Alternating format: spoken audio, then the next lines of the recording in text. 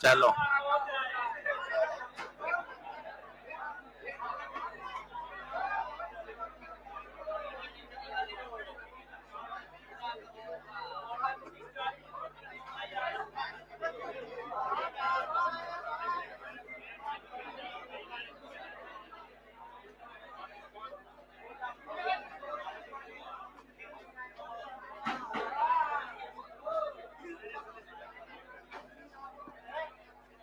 चलिए, हाँ सारे बढ़े आगे, हैंग डालिए।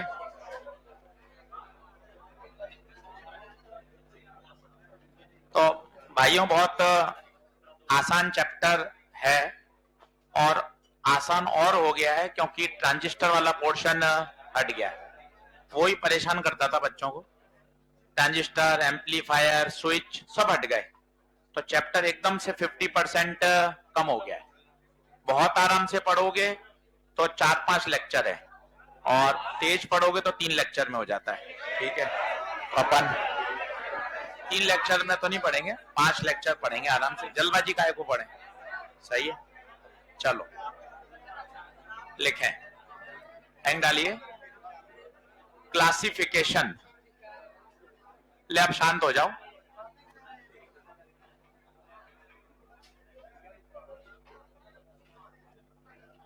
अब 12th में कौन सा रह गया है? मॉडर्न, वो तो पढ़ ही लिया है आपने। ठीक है, चलो शुरू करें हम। सेमीकंडक्टर। पीछे सोच ये थी जो मैं आपको बता देता हूं। थर्मल, मॉडर्न और सेमी 3 बचे हुए थे। तो थर्मल तंवर से शुरू कर रहे हैं मंडे से, सेमी ये शुरू हो गया क्योंकि मॉडर्न काफी बच्चों ने पढ़ लिया था, इसलिए हमने पहले सोचा है कि भैया जो नहीं हुए पहले उनको पूरा कर लें। पूरा मॉडर्न ऑफलाइन पढ़ाया जाएगा 100%, मैं ही पढ़ाऊंगा पूरा। जितना ऑनलाइन में पढ़ा है सब कुछ वही, पर पहले ये ले लिए ताकि भाई जिन्होंने ऑनलाइन पढ़ लिया है मान लो, तो वो अपने आराम से मॉडर्न की क्लास छोड़ सकते हैं, अपनी पढ़ाई कर सकते हैं। बाकी यहाँ तो पूरा ही पढ़ाया जाएगा, A to Z सब कुछ, जो ऑनलाइन में जितने सवाल कराए उसी सीक्वेंस में सब कुछ, कोई कमी नहीं रखी जाएगी। पर पहले टारगेट ये था कि भाई जो नए चैप्टर हैं उनको पहले खत्म कर लें ताकि अपन थोड़ा रिलैक्स हो जाए, और जिसने मॉडर्न ऑनलाइन पढ़ लिया है उसका सिलेबस ही खत्म हो जाएगा थर्मल और सेमी के बाद। बाकी अपन तो पूरा 100% A to Z सारा पढ़ाया जाएगा यहाँ पर ऑफलाइन। ठीक है, चलो एंड डालो। Classification of solids.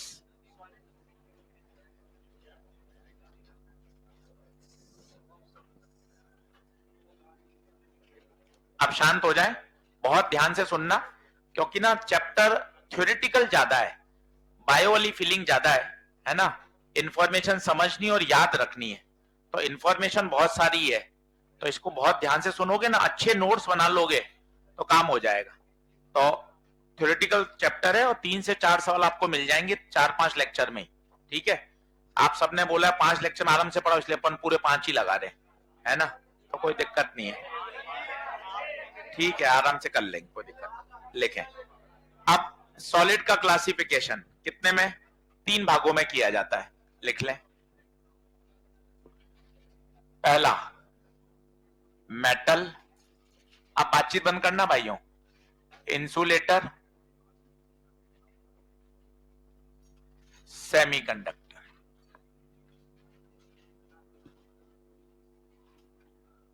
तीन भागों में डिवाइड किया जाता है, मेटल, इंसुलेटर और सेमीकंडक्टर। मेटल्स कौन होते हैं? बचपन से 7वीं 8वीं से पढ़ रहे हैं, जिसके अंदर फ्री इलेक्ट्रॉन्स की संख्या भारी मात्रा में पाई जाती है। और करंट आपने पढ़ा है 1 मीटर क्यूब में कितने, 10 की घात 28, याद करो कभी लिखा था मैंने। तो अबंडेंस ऑफ फ्री इलेक्ट्रॉन्स पाए जाते हैं, उसे हम क्या कहते हैं, मेटल। तो पहला पॉइंट अबंडेंस। अबंडेंस का मतलब होता है बहुतायत, काफी मात्रा में। अबंडेंस ऑफ फ्री इलेक्ट्रॉन्स, बहुत ज्यादा मात्रा में इलेक्ट्रॉन्स पाए जाते हैं फ्री, उसे हम क्या बोलते हैं साहब, मेटल। इसकी जो कंडक्टिविटी होती है, conductivity very high, resistivity but obvious ही बात है वेरी लो। अल्फा, ये बहुत फेमस है भाई, अल्फा। अल्फा इसका पॉजिटिव होता है, मेटल का अल्फा पॉजिटिव होता है, याद करो करंट इलेक्ट्रिसिटी। इस टेबल से ही सवाल आ जाएंगे 3-4, ये टेबल में इतनी सारी जानकारी है। मेटल में अल्फा पॉजिटिव होता है। अल्फा पॉजिटिव का मतलब समझते हैं आप? टेम्परेचर बढ़ाने पर रेजिस्टेंस बढ़ता है, करंट कम होती है, करंट कम होता है।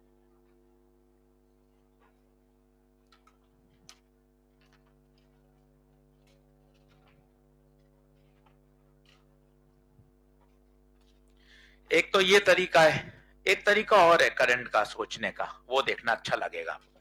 उसी कॉलम को मैंने जूम कर दिया, ठीक है, उसी में चल रहे हैं।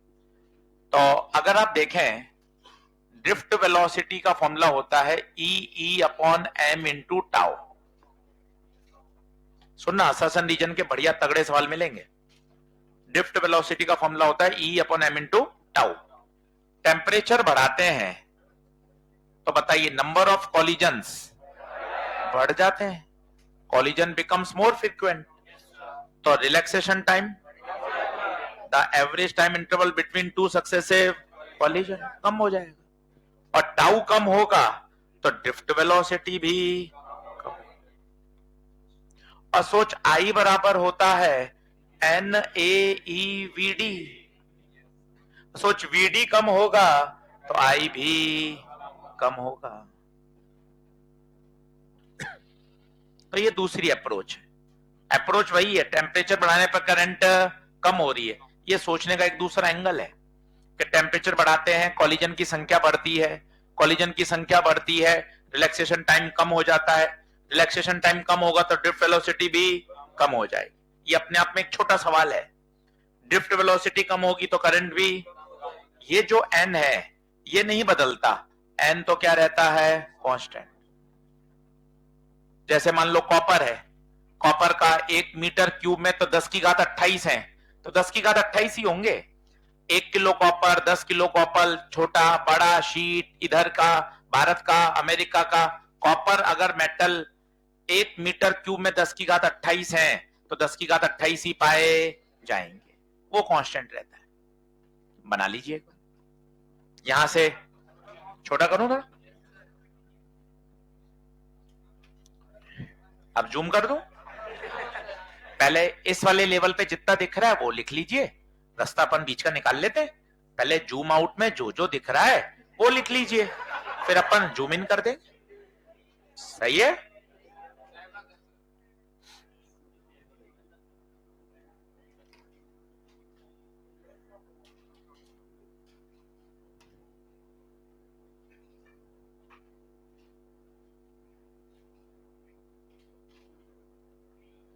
साठ % आती है 12वीं, पिछले 5 साल का ट्रैक रिकॉर्ड है 60%। 30 सवाल हैं, ईमानदारी से रिवीजन भी करना है, भी अपन को बढ़िया तैयार करना है।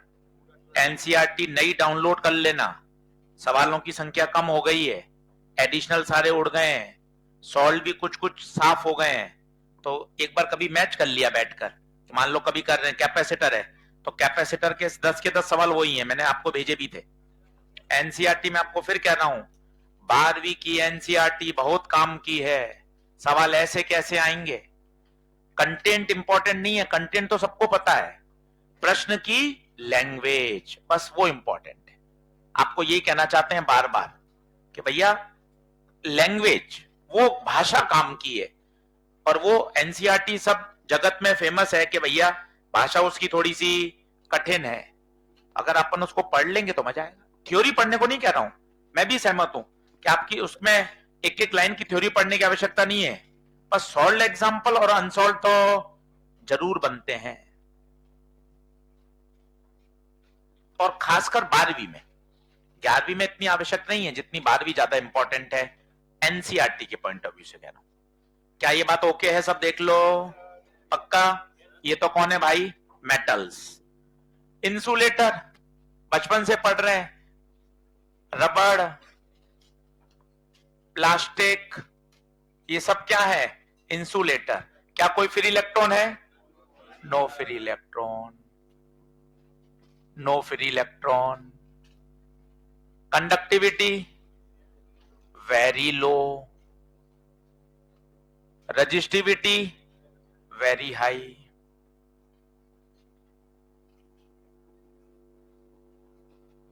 अल्फा, सही बात में तो अल्फा यहां परिभाषित ही नहीं होता। अल्फा कैसे परिभाषित हो? यहां कोई है ही नहीं, कोई कंडक्टिविटी बढ़ाना कम। फिर भी अगर रेयर टू रेयरेस्ट केस में पूछ लेते हैं तो इसका अल्फा क्या होता है? नेगेटिव।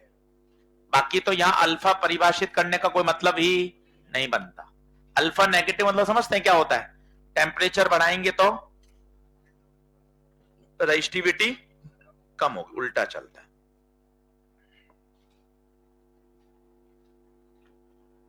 अब आता है सेमीकंडक्टर। नाम से स्पष्ट है, सेमी, ये एक सैंडविच है किसके बीच में? कंडक्टर और इंसुलेटर। इसका मतलब इसकी जो कंडक्टिविटी है दोनों के बीच की है, मॉडरेट। रेजिस्टिविटी भी moderate. Free electron, some free electrons, कुछ फ्री इलेक्ट्रॉन्स।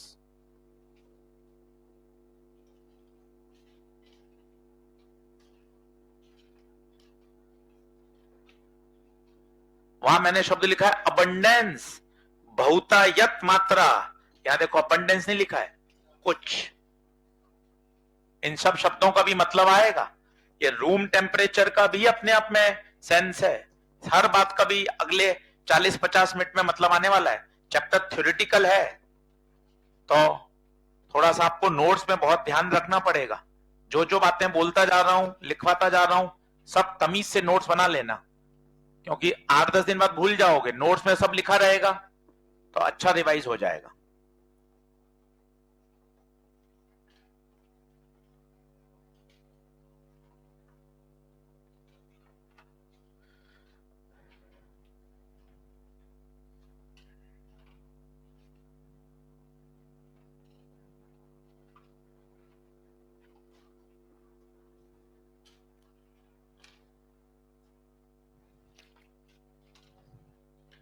अब यहां क्या होता है साहब, आपको तो रटा हुआ है कि इसका अल्फा क्या होता है?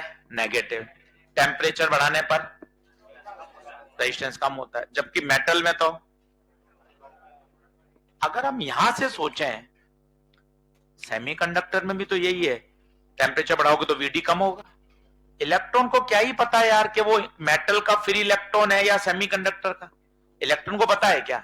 इलेक्ट्रॉन तो इलेक्ट्रॉन है, वो मेटल का फ्री इलेक्ट्रॉन या सेमी, उसको क्या पता? वो तो टेम्परेचर बढ़ाने पर उसकी ड्रिफ्ट वेलोसिटी कम होती होती है। पर अगर ड्रिफ्ट कम हो गई तो फिर तो करंट भी कम हो जाएगी। जबकि सेमीकंडक्टर में तो टेम्परेचर बढ़ाने पर करंट बढ़ती है। अब यहां एक इंपॉर्टेंट रोल प्ले करता है एन। मेटल्स के लिए तो एन कांस्टेंट होता है, परंतु सेमीकंडक्टर में टेम्परेचर बढ़ाने पर ये एन भी बढ़ जाता है। इसलिए सेमीकंडक्टर ने भूचाल ला दिया था जब सेमीकंडक्टर की खोज हुई थी, कि आप अपने हिसाब से करंट को क्या कर सकते हो? कंट्रोल। करंट को कंट्रोल कर सकते हो, क्योंकि जैसे से आप टेम्परेचर बढ़ाओगे, आप बात को समझना गहराई से, आपने टेम्परेचर बढ़ाया तो आप ये तो पढ़ चुके हो रेजिस्टिविटी कम होगी, करंट बढ़ेगी। ये मैं आपको करंट इलेक्ट्रिसिटी में पढ़ा के लाया था, और ये वाला ग्राफ भी बनवा के लाया था जो कि एनसीईआरटी में दे रखा था। देखिए मैं वहां सब लिखवा के लाया था, अल्फा नेगेटिव। पर मैं आज आपसे कुछ अलग बात कर रहा हूं शनिवार के दिन, कि टेम्परेचर बढ़ाने पर वीडी तो कम ही होता है, चाहे वो फ्री इलेक्ट्रॉन मेटल का हो या सेमीकंडक्टर का हो। अगर वीडी कम होगा तो यार फिर तो आई कम हो जाएगा, जबकि आई तो यहां खासियत है, टेम्परेचर बढ़ाने पर एन एक्सपोनेंशियली बढ़ जाता है, बढ़ता नहीं है, एक्सपोनेंशियली, एक्सपोनेंशियली बढ़ जाता है। तो सोचो अब आएगा मजा, आई बराबर एन वीडी।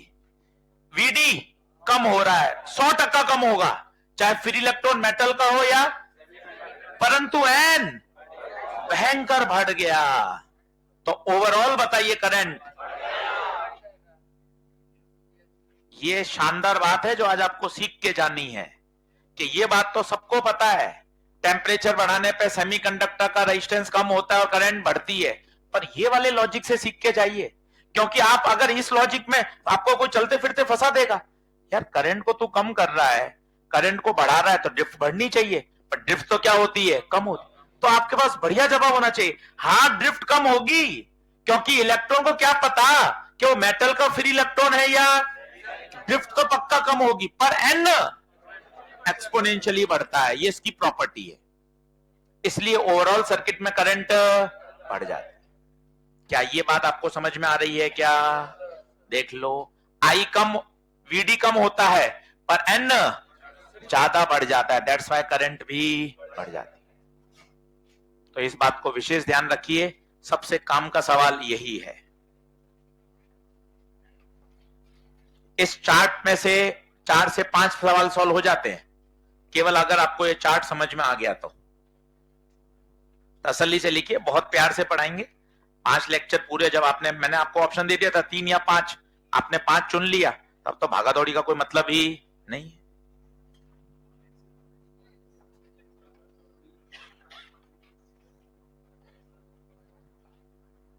चल एनसीईआरटी भी करा देंगे, बस 6 लेक्चर मान ले, ठीक है, और क्या, खुश रहो। जाते जाते क्या लड़ाई लड़नी है यार आपसे, समय खत्म हो, अब क्या लड़ाई लड़नी, एनसीईआरटी भी करा देंगे पूरी क्लास में, बस खुश रह के जा बस एक बार, बढ़िया, क्या सर एकदम काम बढ़िया हो गया। हाँ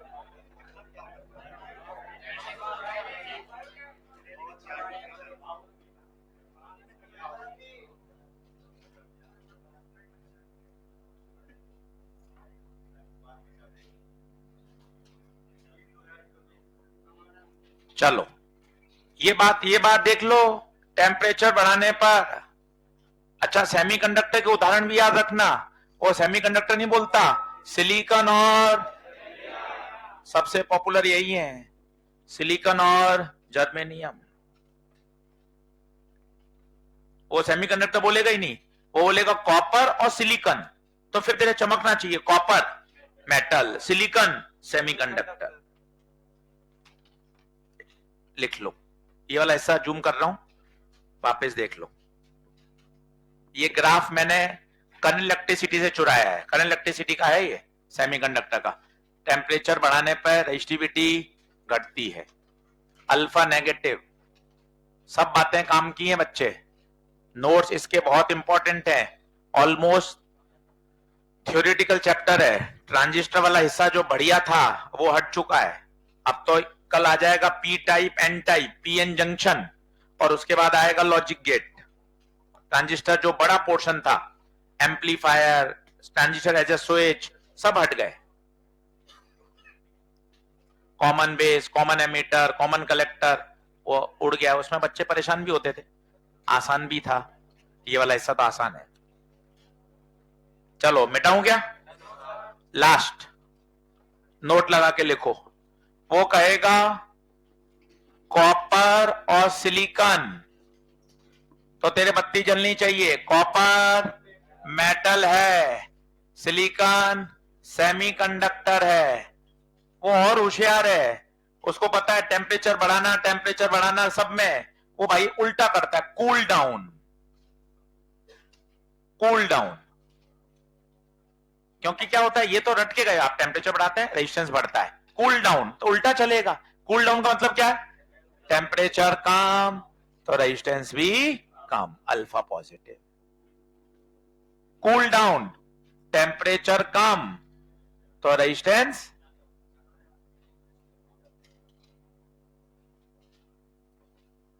प्लीज ध्यान दो, मैंने उल्टा लिखा है क्योंकि वो कूल डाउन का सवाल देता है।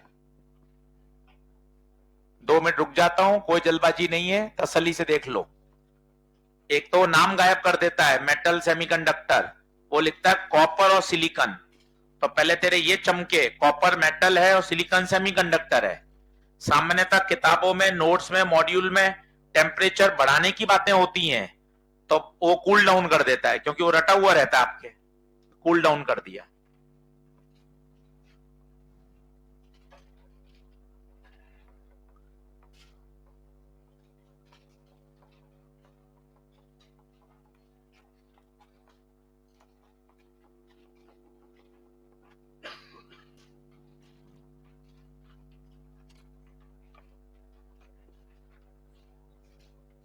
बताओ, कोई मन में डाउट और तो पूछ लो बिंदास।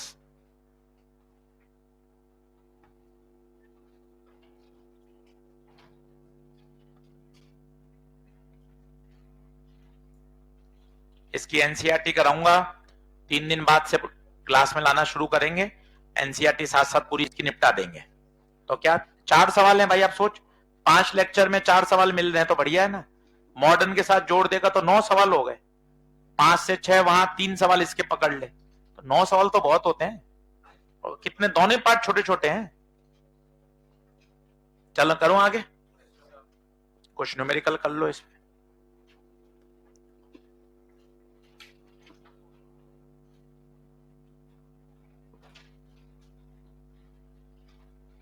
पहला सवाल लिखो।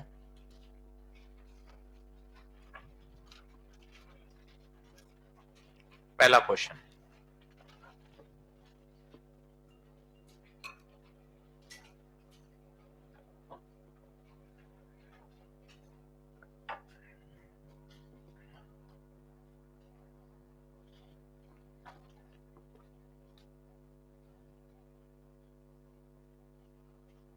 सोचो आराम से, आसान चैप्टर है, थोड़ा तसल्ली से आर्ग्यूमेंट करके पढ़ लोगे तो क्या यहीं तैयार हो जाएगा। हम ये चाहते हैं, घर पे अपन दूसरे विषय पढ़ें। अब कल से पूरा एक सप्ताह है पार्ट टेस्ट 1 के लिए। करंट, कैपेसिटर, ग्रेविटेशन एकदम ताजा तैयार हुआ है। इलेक्ट्रो पे फोकस करना अगले 6 दिन। आज ग्रेविटेशन भी खत्म हो जाएगा।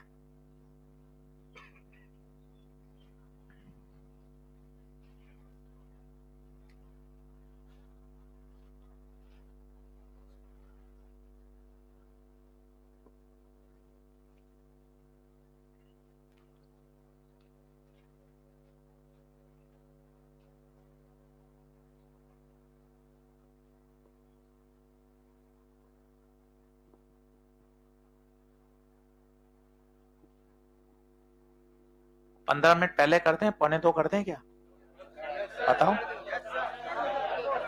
देख लो भाई। 6 दिन भी अगर 15 मिनट जल्दी पढ़ोगे तो एक लेक्चर बचा लोगे मेरे हिसाब से। उसमें क्या होगा कि अपन 1.5 घंटा ऐसे ही सेव कर लेंगे।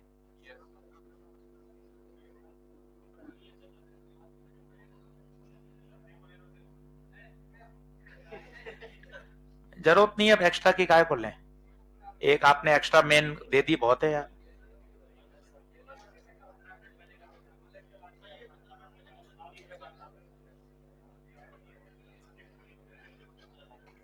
क्या प्रीत, सही है ना, ज्यादा फिर अच्छा नहीं लगता।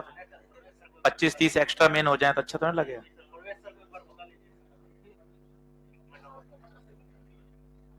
बुला दे, मुझे लिख के दे देना कौन कौन से चैप्टर।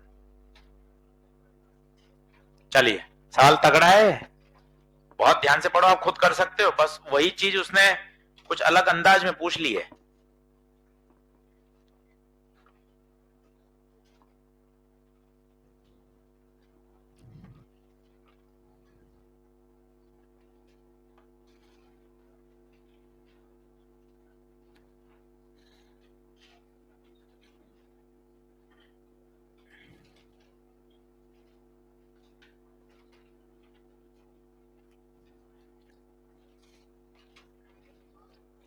हाँ बोलू,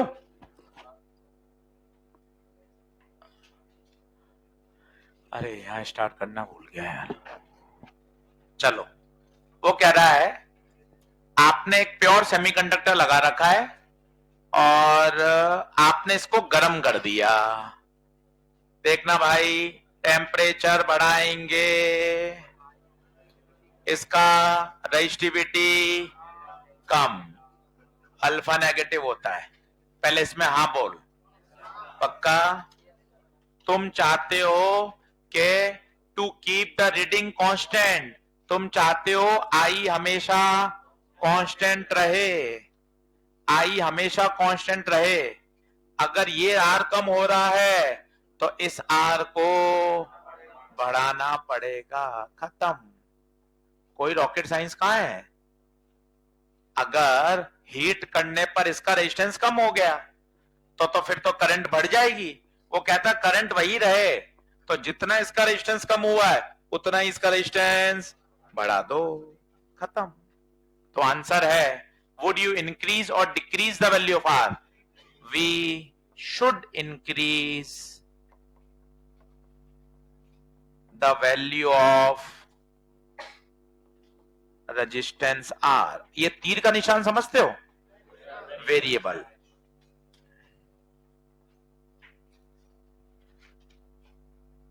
आराम से बताओ, क्या ये बात चमकी क्या आपके?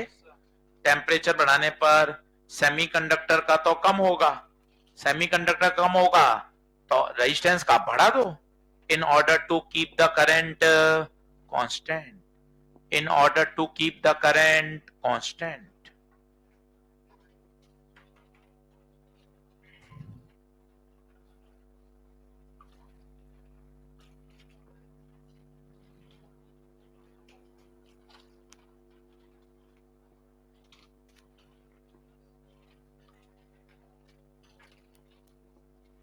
आप इस बताओ एक बार और, आसान है भाई। सेमीकंडक्टर को हीट किया तो रेजिस्टेंस कम हो जाएगा, पर तुझे तो करंट उतनी रखनी है, मतलब सर्किट का रेजिस्टेंस बदलना नहीं चाहिए। अगर उसका कम हो गया तो वेरिएबल का क्या कर दो, बढ़ा दो।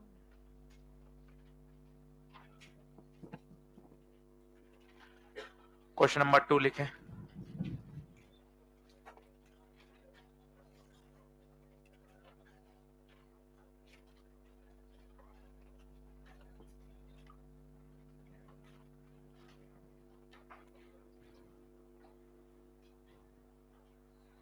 क्वेश्चन नंबर 2 लिखें।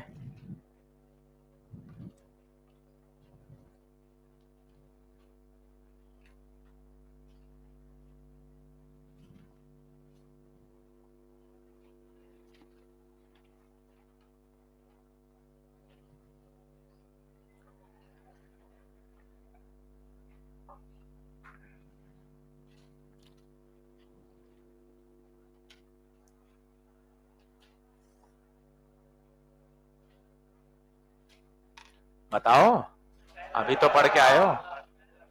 नेगेटिव सेमीकंडक्टर का भी और इंसुलेटर का भी।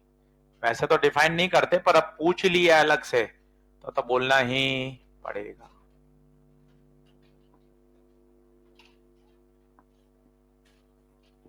थ्योरेटिकल चैप्टर है, मॉड्यूल करोगे 100 में से 60 सवाल तो सीधे टिक करने वाले सवाल हैं, जानकारियां बहुत हैं इसमें। बोलो, क्या क्लासिफिकेशन क्लियर है? 1 मिनट का ब्रेक ले लो, वो टेबल देख लो, वो टेबल खूब सारे प्रश्न आपके हल कर देगी। उस टेबल में दम है, नोट्स तमीज से बनाने हैं इस चैप्टर के।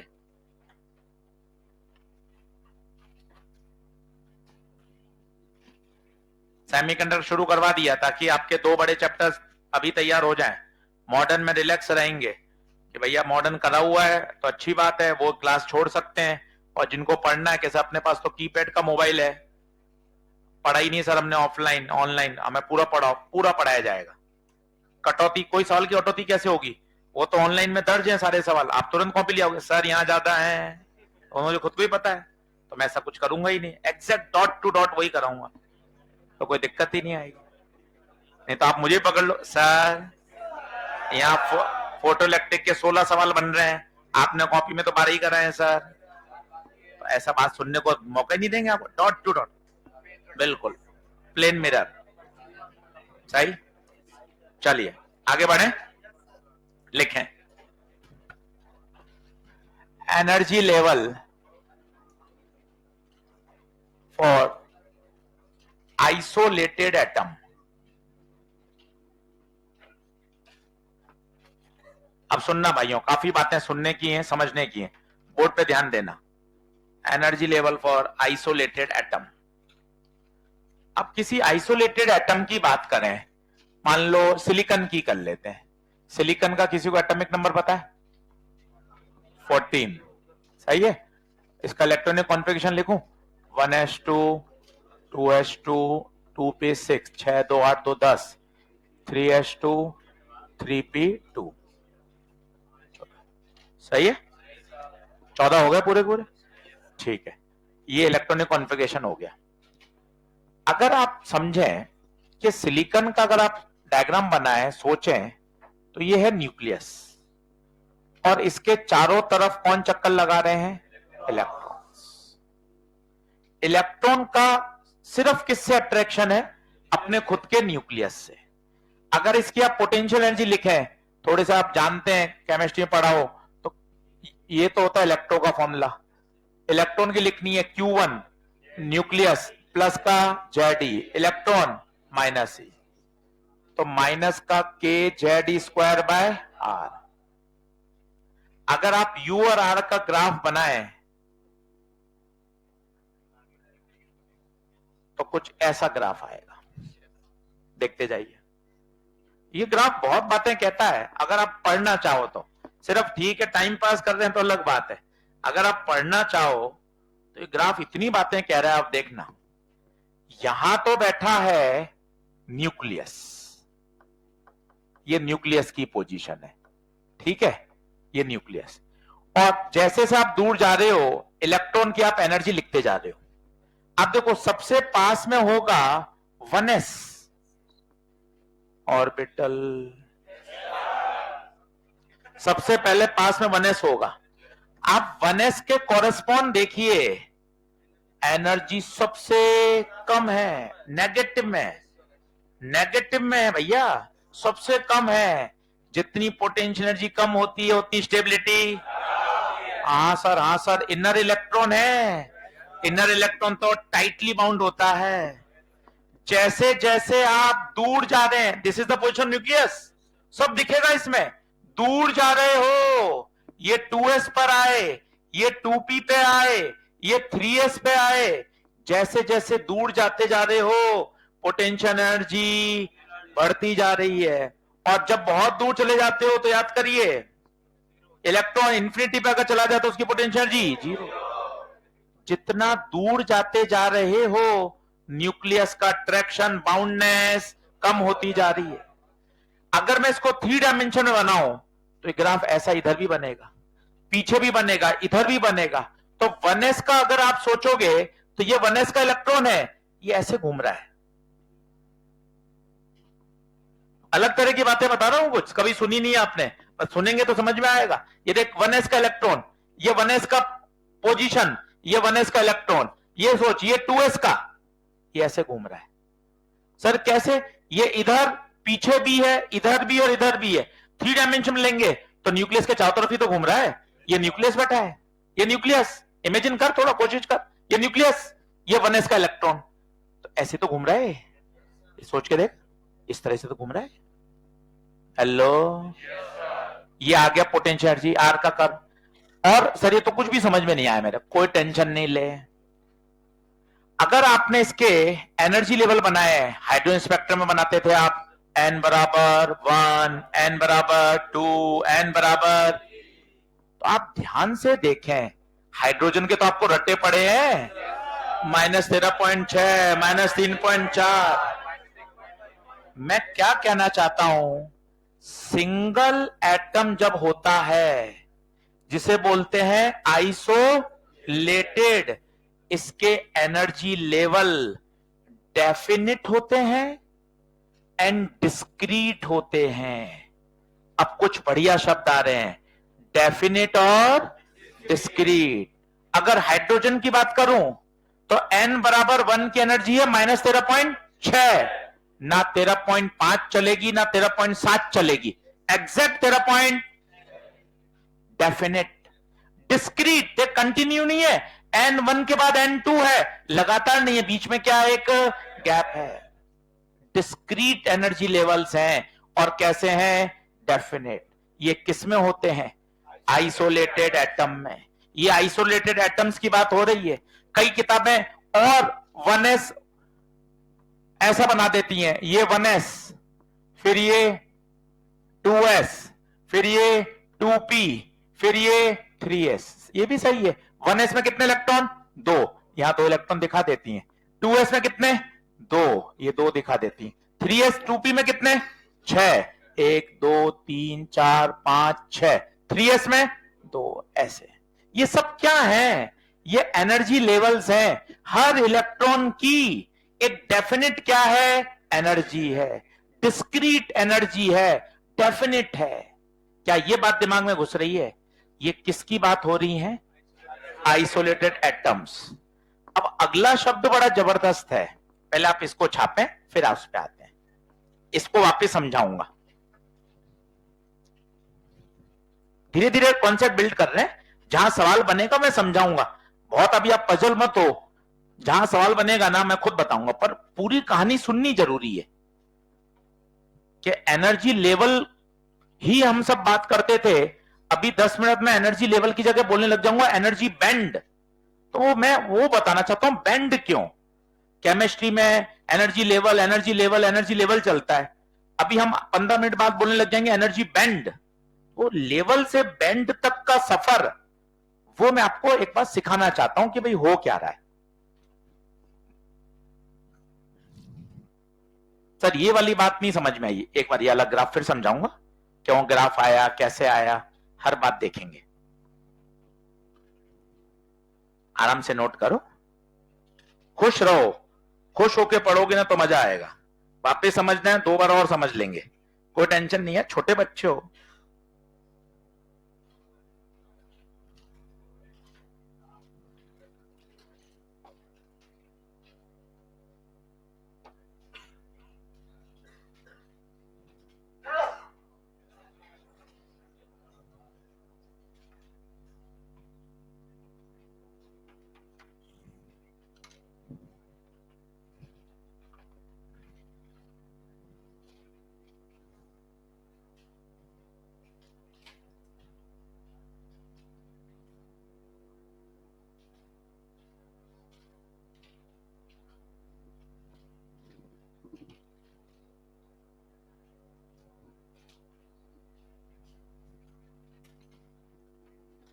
मिटाऊं क्या?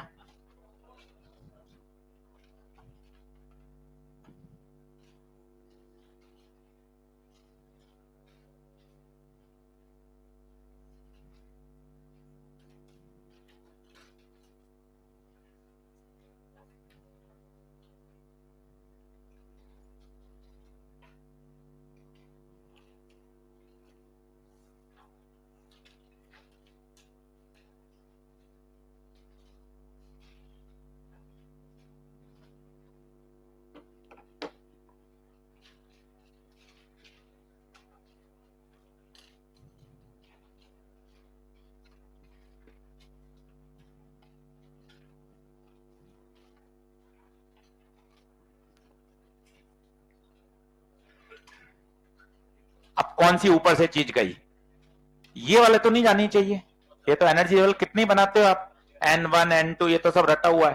हाइड्रोजन की तो वैल्यू तक रटी हुई है, -13.6, -3.4, -1.51, है ना। मेरे हिसाब से ये तो ओके। ये फोटो ऊपर से तो क्या गई होगी? ये तो बीच में न्यूक्लियस है, चारों तरफ इलेक्ट्रॉन चक्कर लगा रहे, इलेक्ट्रॉनिक कॉन्फ़िगरेशन ये वाली। उस 2 को ही अपन ने और तोड़ दिया। एक ऑर्बिट होती है, एक ऑर्बिटल्स होते हैं, है ना। सेकंड ऑर्बिट है, उसके अंदर s ऑर्बिटल है और p ऑर्बिटल्स है। सही बोल रहा हूं क्या मैं? तो मैंने 2 को और तोड़ दिया, 2s और 2p। ये बात भी ठीक है। ये वाली बात ऊपर से गई होगी, है ना।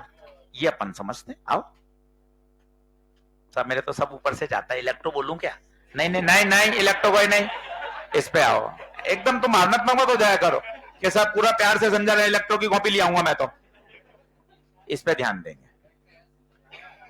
U, हाँ U का आंसर आया -kz²/r। पहले तो ये बताओ UR के क्या है? इनवर्स, तो रेक्टेंगुलर हाइपरबोला। परंतु माइनस है तो ऊपर वाले क्वाड्रेंट में नहीं, नीचे वाले का। पता, ग्राफ की शेप समझ में आई? और देख, ये मैंने माना है सेंटर पे कौन बैठा है? न्यूक्लियस, ये देख, ये बीच में न्यूक्लियस बैठा है। जैसे से दूर जाएंगे 1s ऑर्बिटल न्यूक्लियस के पास होगा या दूर पास होगा, देखो ये बताया, ये दूर जाते जा रहा हूं, वहां दूरी है ना, दूर जा रहा हूं, 1s 2s 2p 3s 3p, क्या बात सही है? 1s के कॉरेस्पॉन्डिंग जब एनर्जी देखी तो देख एनर्जी सबसे सबसे कम आई, सबसे कम आनी भी चाहिए थी, याद कर, क्योंकि उसकी स्टेबिलिटी सबसे इनर मोस्ट इलेक्ट्रॉन है, इसको बाहर निकालना सबसे कठिन है। सबसे आसान किसको होता है? तभी तो इसको बोलते हैं वैलेंस बैंड, याद करो, वैलेंस एनर्जी लेवल। कौन सा होता है वैलेंस, बताइए? सबसे लास्ट वाला, इसमें बताओ कौन सा है? थर्ड वाले को आप क्या बोलोगे? वैलेंस। क्या बात सही है क्या? अब बताओ। अच्छा, डेफिनेट और डिस्क्रीट शब्द समझ में आया? डेफिनेट -13.6 तो -13.6 ही है, इसको कोई बदल नहीं सकता, और डिस्क्रीट है, अलग अलग गैप से बीच में है। ये किसकी बात हुई? एक आइसोलेटेड एटम। अब कहानी में ट्विस्ट है, जब सॉलिड्स बनते हैं, क्या बनते हैं? तो क्या होगा? सॉलिड क्या एक एटम का बनता है क्या? बहुत सारे एटम्स पास में आते हैं तभी तो सॉलिड का निर्माण होता है। तो जब बहुत सारे एटम आएंगे, अब मैं ऐसी तैसी कर रहा हूं डायग्राम की, ये पहला एटम था, ये दूसरा एटम, ये तीसरा एटम, ये चौथा एटम, ये पांचवा एटम। अब क्या होगा? जब सॉलिड का निर्माण हो रहा होता है तो बहुत सारे एटम पास पास आते हैं। अब क्या होगा? यहां जो इलेक्ट्रॉन चक्कर लगा रहा है, ये तो खराब, हालत खराब है इसकी। ये वाला भी इस पे बल लगा रहा है, ये वाला भी इस पे बल लगा रहा है, ये वाला भी बल लगा रहा है, और ये भी। अब इसकी एनर्जी एग्जैक्ट डेफिनिट नहीं होती, वो डेफिनिट ना होकर एक बैंड में टूट जाती है, और इस बैंड को ही क्या बोलते हैं? Energy band. एक लोअर से लेकर हायर रेंज में हो जाती है। और मजे की बात, थोड़े अच्छे शब्द सुनोगे, जैसे जैसे ऊपर जाओगे बैंड की चौड़ाई बढ़ेगी। कारण सुनना, मजा आएगा। जो इनर मोस्ट इलेक्ट्रॉन है ना भाई, उसका तो प्रभाव अभी भी अपने खुद के न्यूक्लियस से ही जबरदस्त है, तो उसके एनर्जी में इतना वेरिएशन नहीं आ रहा। पर जो आउटर इलेक्ट्रॉन है उसका तो खुद के न्यूक्लियस से कम है ही, बाजू वालों से भी हो रहा है, तो उसके एनर्जी में वेरिएशन ज्यादा आता है। अब वो एनर्जी लेवल्स नहीं रहे, क्या बन गए? बैंड बन गए। और बैंड बताइए एटम में होते हैं या सॉलिड्स में होते हैं? सॉलिड्स। इस कहानी को मैं धीरे धीरे फिर बोलता हूं। अभी तक जो आपने देखा, ये देखा, ये क्या है? Isolated atoms. क्या है? Energy levels. Energy levels. कोई पॉइंट लिखना हो तो लिख लो। कौन सा काम का, ये तो बनी गए। देखो ये पॉइंट लिखा हुआ, देखो, as the atoms are brought closer to form the solid crystal, outer electrons also start interacting through bonding and energy and split in the form of continue energy bands. Continue energy band में क्या हो जाते हैं? वो split हो जाते हैं, और उसी energy band को हम अब आगे पढ़ना चाहते हैं। ये पॉइंट और लिख लो और अच्छा लगेगा। दोनों पॉइंट्स लिख लो। ऊपर वाले फोटो तो दोनों आपने बना रखी हैं, तो उस फोटो की आवश्यकता नहीं। दोनों पॉइंट काम के। चैप्टर पूरा थ्योरेटिकल है, तो जितने बढ़िया बातें लिख लोगे कॉपी में, वो लंबे समय तक याद रहेंगी।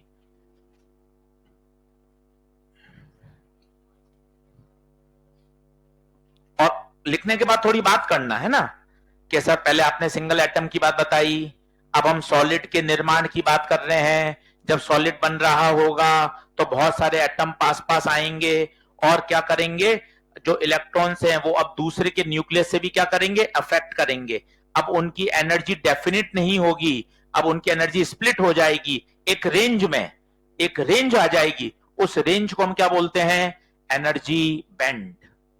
और देखो उसने कितनी अच्छी वाली लाइन लिखी है, देखो आप, देखो कितनी अच्छी लाइन लिखी है। The lower energy levels are populated by inner electrons and are not affected by inter atomic electrons interactions. क्यों? क्योंकि क्या होते हैं, वो अपने खुद के न्यूक्लियस से ही क्या रहते हैं? बाउंड रहते हैं।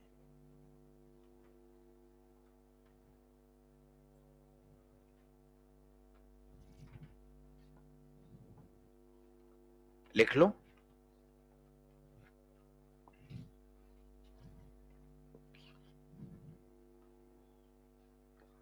तो अब वो लेवल नहीं रहे, वो क्या बन गए? बैंड्स।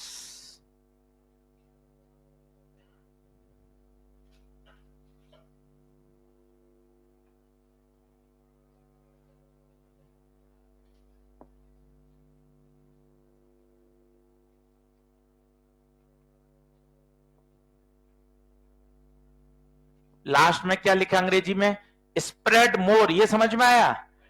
ज्यादा स्प्रेड कौन सा होगा, बाहर वाला या अंदर वाला? बाहर वाला। अंदर वाले पे ज्यादा क्यों नहीं फर्क पड़ा? क्योंकि उसका तो अभी भी स्ट्रॉन्ग अट्रैक्शन खुद के न्यूक्लियस से ही है, याद करिए।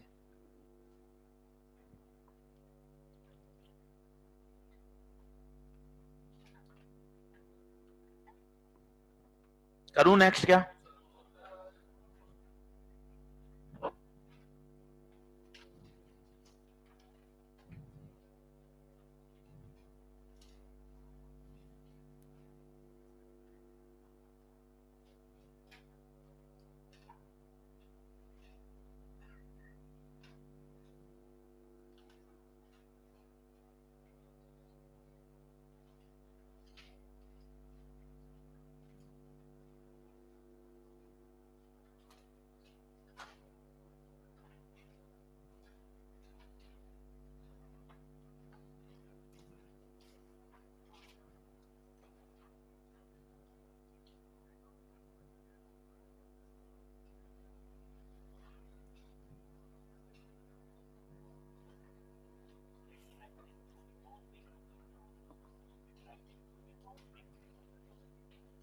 कहां पर लिखा है? हाँ, मतलब ये इलेक्ट्रॉन दूसरे इलेक्ट्रॉन से क्या बल लगेगा, बॉन्ड्स होंगे, सिलिकॉन सिलिकॉन के बीच में बॉन्ड्स बनेंगे, तो उनकी जो एनर्जी है वो डिस्क्रीट नहीं रहती, वो क्या हो जाती है? स्प्रेड हो जाती है। बढ़ोगे आगे? अब बनाना मत कुछ भी, देख लेना।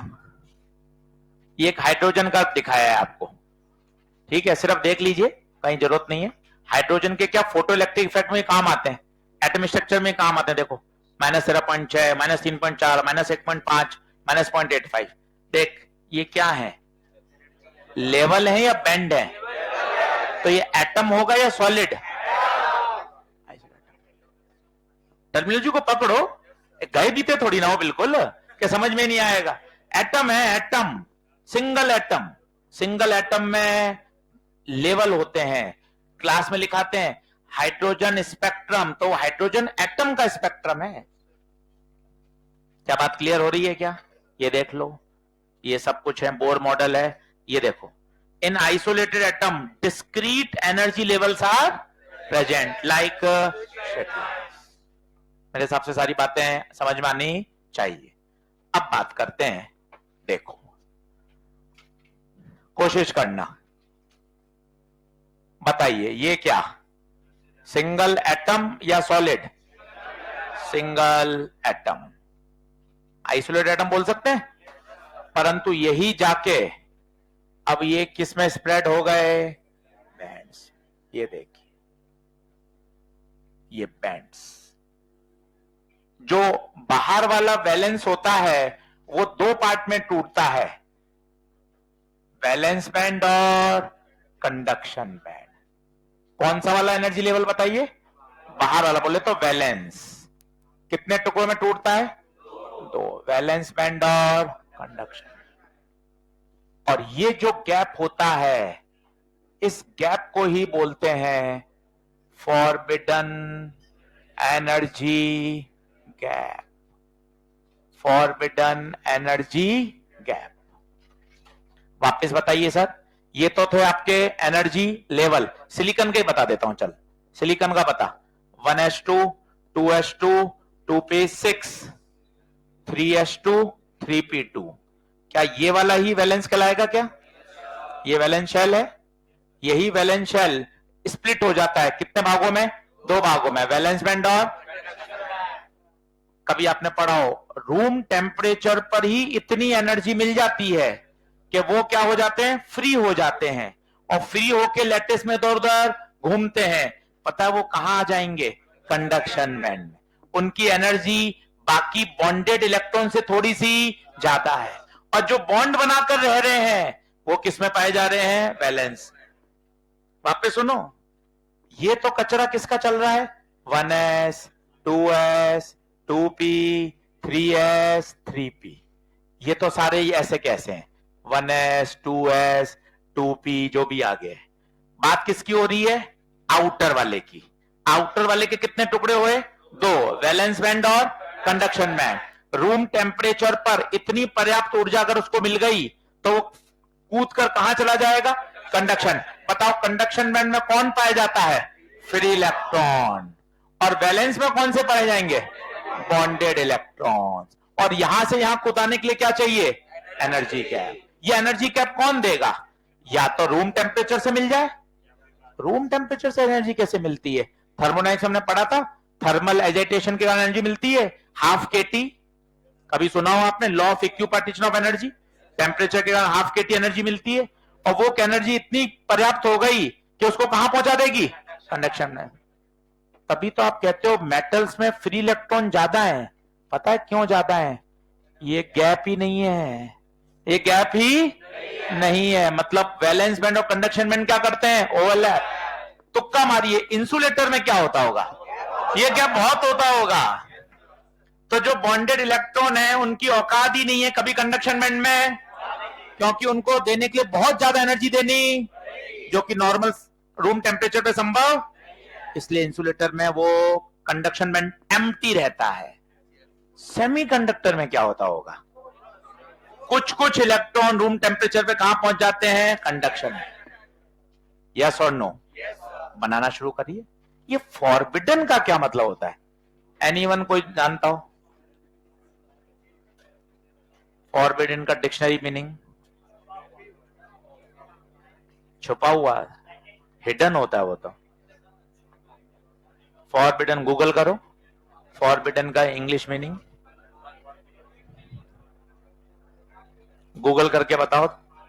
Forbidden Hindi dictionary meaning.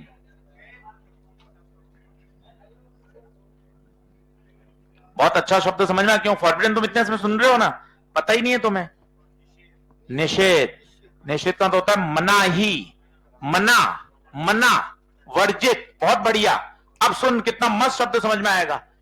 Electron इस गैप में तो कभी होगा ही नहीं, उसकी मनाही है। या तो बॉन्डेड होगा तो वैलेंस बैंड में होगा, फ्री होगा तो, तभी तो फॉरबिडन नाम आया है।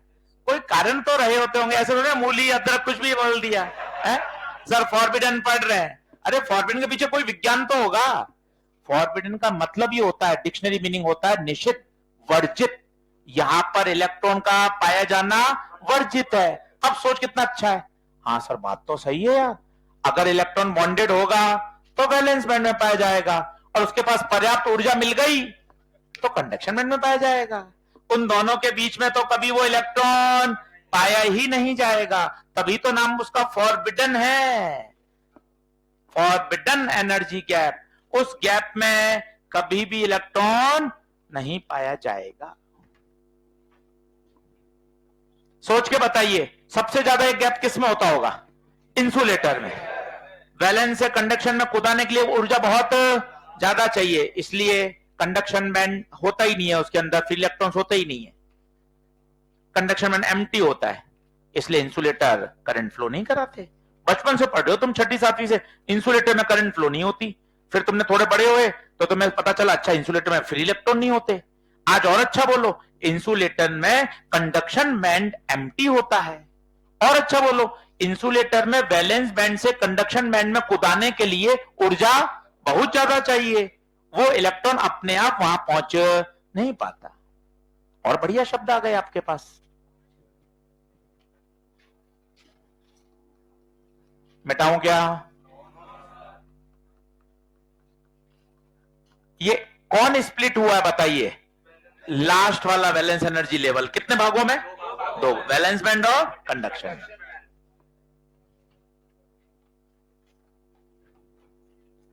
इधर वाला फोटो एटम का है, ये बताओ किसका होगा? सॉलिड का। बहुत बढ़िया, बहुत बढ़िया। एक वाक्य बोलो जैसा मैं बोल रहा हूं। जब एक सिंगल एटम की बात होती है तो एनर्जी लेवल्स की बात होती है।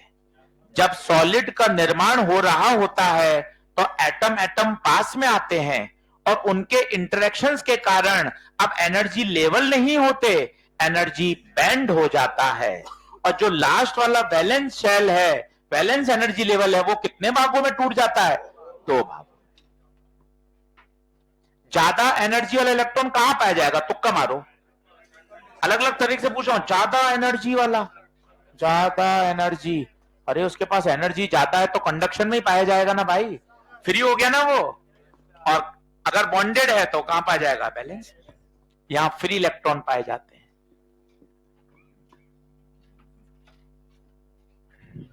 क्या आगे बढ़ाऊं?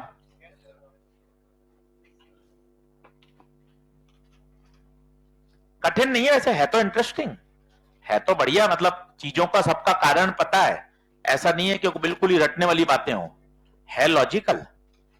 अब आप देखना, ये वैलेंस बैंड, ऊपर कंडक्शन बैंड, और अगर ये एनर्जी गैप, जिसे फॉरबिडन एनर्जी गैप कहते हैं या बैंड एनर्जी गैप कहते हैं, तो अगर ये 6 इलेक्ट्रॉन वोल्ट से ज्यादा है, इनफैक्ट 3 से ही ज्यादा बोल देते हैं, तो पता ये क्या कहलाता है? इंसुलेटर। कार्बन डायमंड का कभी पढ़ा हो, सीखा हो? कार्बन डायमंड सब ये इंसुलेटर हैं। उसका बैंड गैप कितना होता है पता है? 6 के आसपास होता है। कितना? 6 सीवी। बना लीजिए।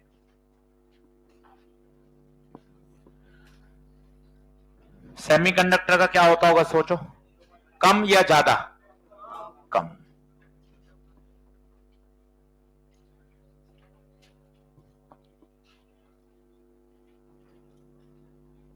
Less than 3। सिलिकॉन जर्मेनियम की वैल्यू याद होनी चाहिए, किसी को याद हो तो?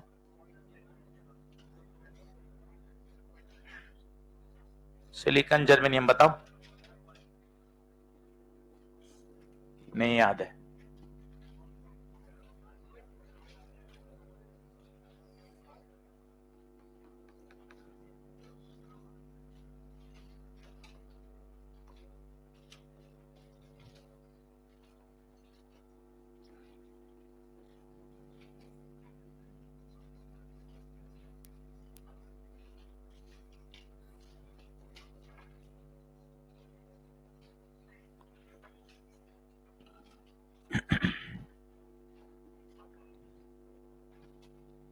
हाँ बोल तो सही तो रहे थे, फिर घबराते क्यों? 0.7, 1.1 सही तो बोल रहे थे।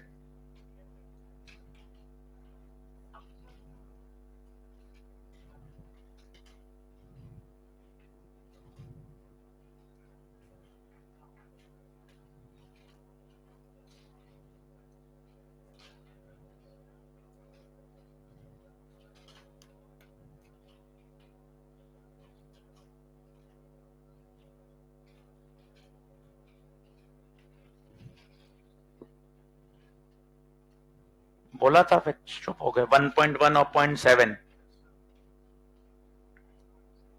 जर्मेनियम का, 0.7 सही है। सिलिकॉन का तो फिर तेज बोले ना, घबरा क्यों रहा है?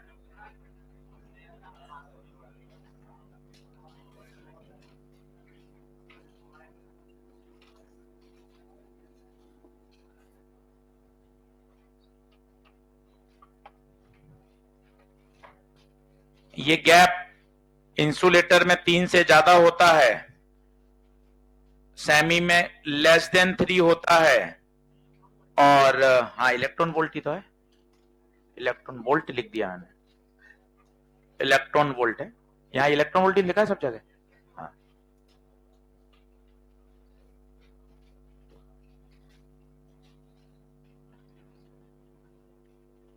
बढ़ूं क्या आगे, ये भी अपने आप में काम का है। यहां अल्फा का फिर रिवीजन कर लो, सेमी का अल्फा नेगेटिव, फिर रिवीजन कर लो, मेटल का अल्फा पॉजिटिव, फिर रिवीजन कर लो, मेटल्स में टेम्परेचर बढ़ाने पर रेजिस्टेंस बढ़ता है, सेमीकंडक्टर में टेम्परेचर बढ़ाने पर रेजिस्टेंस कम होता है।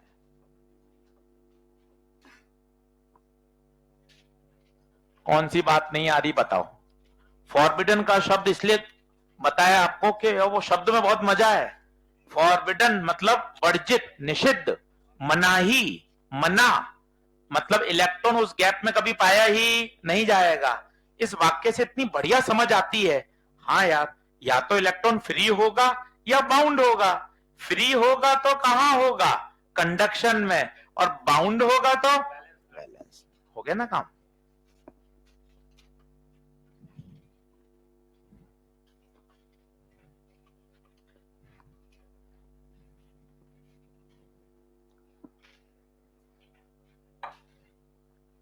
बीच में एक दिन छुट्टी क्यों ली थी?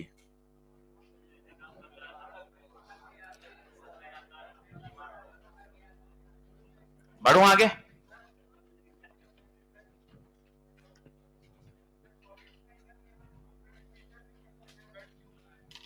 नहीं नहीं, फर्क तो पड़ता है, कम फर्क पड़ता है। फर्क तो पड़ता है, कम फर्क पड़ता है। क्यों कम पड़ता है, उसका क्या कारण है? क्योंकि वो इनर पे उसका तो ज्यादा का ज्यादा पूरा खेल किससे है, अपने खुद के। कम फर्क पड़ता है, फर्क तो पड़ता है कम। बढ़ो आगे, देख लो।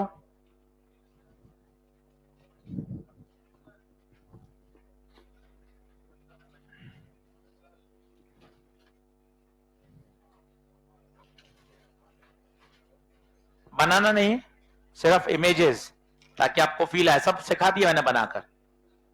Individual atoms, discrete energy levels. 7वीं बार बता रहा हूं, अब तो किसी को समझा दोगे उसको याद हो जाएगा। तुम ही 7वीं बार सुन रहे हो। Isolated atoms, energy levels. बहुत सारे एटम पास में आए ताकि सॉलिड का निर्माण हो। तो देख, अब लेवल नहीं है, बैंड से स्प्लिट हो गया। बनाते समय कितना बढ़िया बनवाया है, देखो।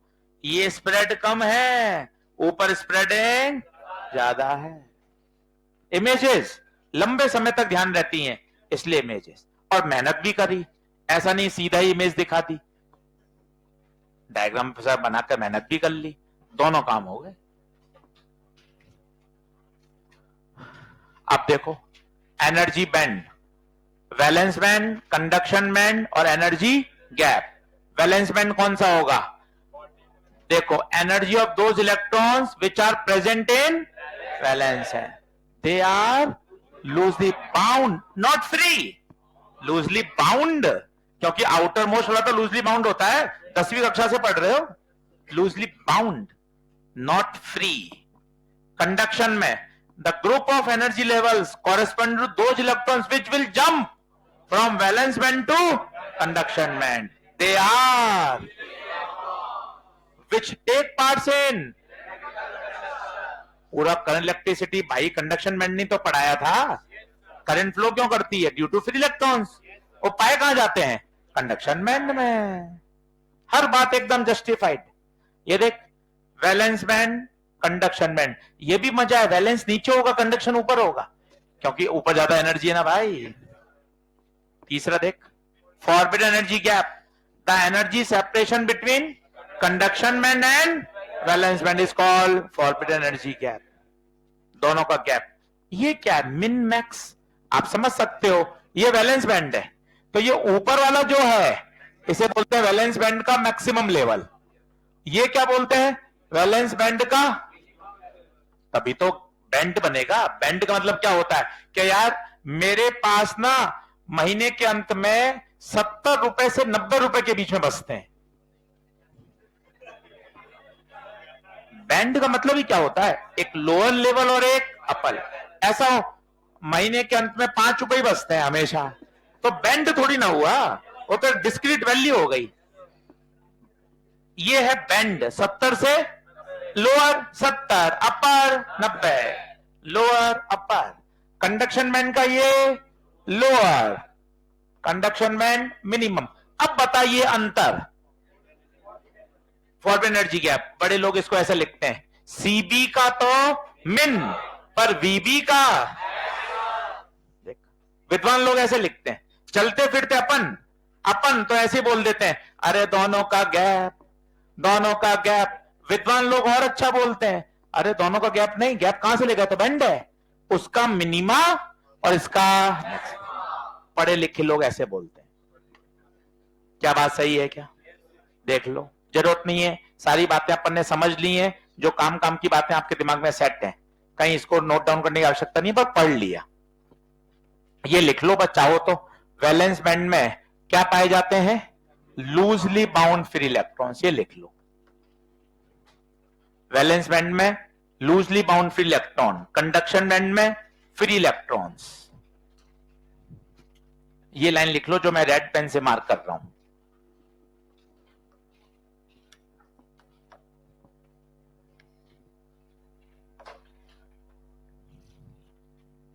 लिख लो, वैलेंस बैंड में लूजली बॉन्डेड इलेक्ट्रॉन्स पाए जाते हैं, जबकि कंडक्शन बैंड में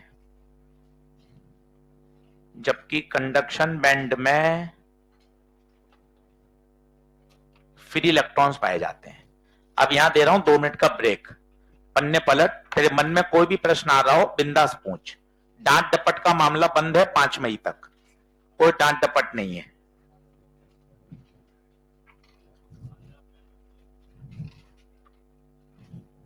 सर सिलेबस क्या है सर?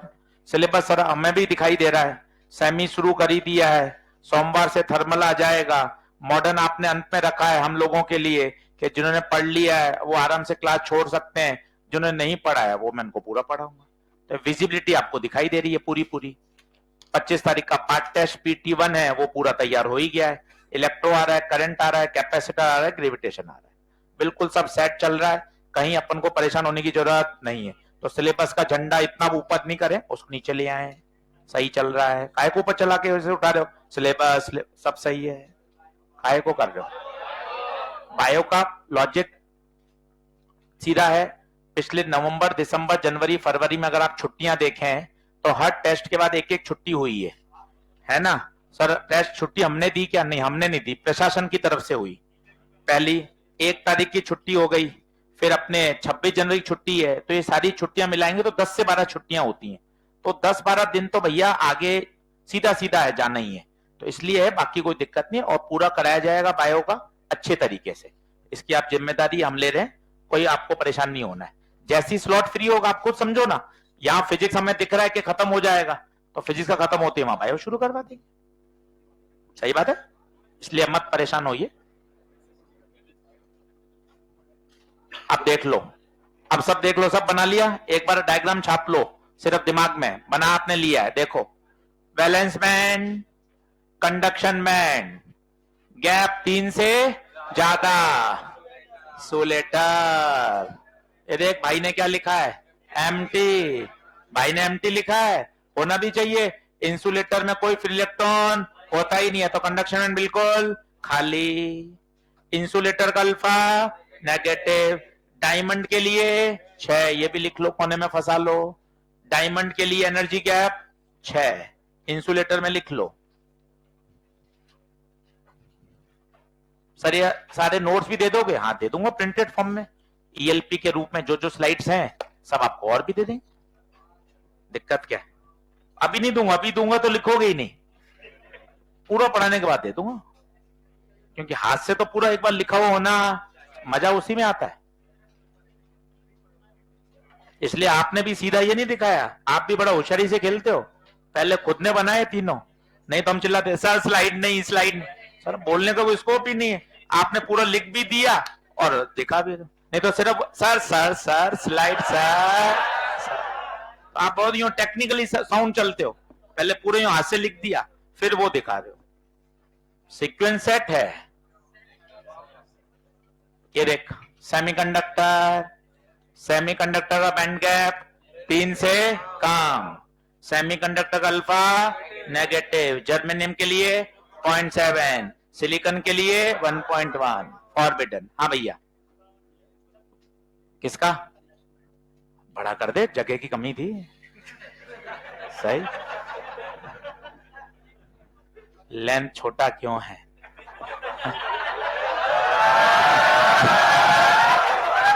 लेंथ नहीं है, विड्थ है वो।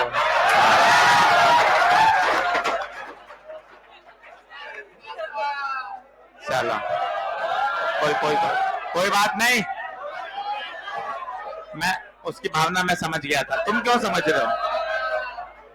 मेटल के लिए देखो क्या हो रहा है, ओवरलैप। रूम टेम्परेचर पे ही इलेक्ट्रॉन के पास इतनी पर्याप्त ऊर्जा होती है कि वो कंडक्शन में आसानी से पहुंच जाता है, ओवरलैपिंग। मेटल के लिए अल्फा पॉजिटिव। बोलो क्या अभी तक का सब क्लियर है मामला? कुछ इस पे 2-3 क्वेश्चन देख लें छोटे छोटे। चलो लिखें, पूरा प्रश्न मत लिखो, सिर्फ सवाल पढ़ लो, सही जानकारी लिख लेना। पूरा सवाल मत लिखो, जरूरत नहीं है, सिर्फ सवाल पढ़ो। एआईपीएमटी में आया हुआ है, एनसीईआरटी का एक सवाल है, इसलिए काम का भी है। बस पढ़ लो और सही उत्तर लिखेंगे अपन सीधा।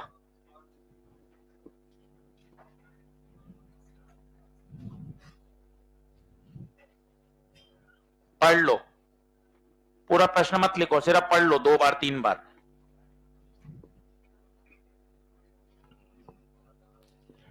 यार कार्बन का तो लिखा है नहीं आपने, तो सोचना। Diamond, diamond, diamond. अब देख, कार्बन का हो गया 6, सिलिकॉन का 1.1, जर्मेनियम का, तो बता सबसे बड़ा कार्बन, उसके बाद सिलिकॉन। अच्छा सर, इसलिए वो 1.1 और 0.7 याद करना है, इसलिए सवाल दिखाया, ताकि तुझे पता चले कि यार वो वैल्यूज याद करनी जरूरी है। कार्बन का लगभग 6, सिलिकॉन का 1.1, जर्मेनियम का 0.7। बस ये लिख लो, सवाल मत लिखो, समय बचा सकते हो, सीधा आंसर। एनसीईआरटी का क्वेश्चन है, पेपर में आया हुआ है। प्रश्न इसलिए करा दिया मौके पर ही, ताकि तुझे पता चले वो वैल्यू याद करनी है। पहले ही चैप्टर के पत्ते खोल दिए थे कि चैप्टर बायो है, समझ सकते हैं, समझ के फिर इसको याद करना है।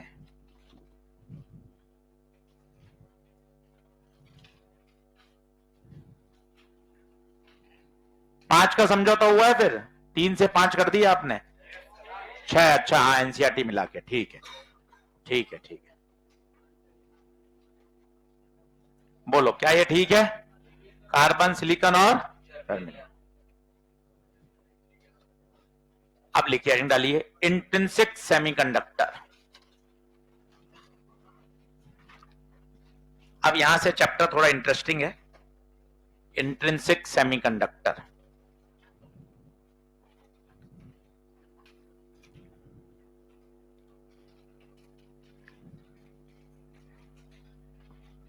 इंट्रिंसिक, इंट्रिंसिक का मतलब होता है प्योर सेमीकंडक्टर। अच्छा अच्छा सरल चैप्टर है, आप बढ़िया तैयार कर सकते हो। Pure semiconductor, free from any impurity.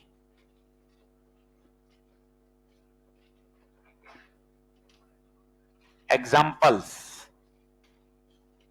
Silicon and germanium. अब भाइयों समझना, अच्छा लगेगा। सिलिकॉन का लिखते जाओ साथ साथ, सिलिकॉन का इलेक्ट्रॉनिक कॉन्फ़िगरेशन 14 आया था ना, 1s2, 2s2, 2p6, 3s2, 3p2। Balance में इसके कितने अमाउंट इलेक्ट्रॉन्स? 4। तो सिलिकॉन के आउटर मोस्ट में 4 इलेक्ट्रॉन, 1 2 3 4। ये बाजू वाले सिलिकॉन से शेयरिंग करेगा और अपना ऑक्टेट पूरा कर लेगा। ये देखिए,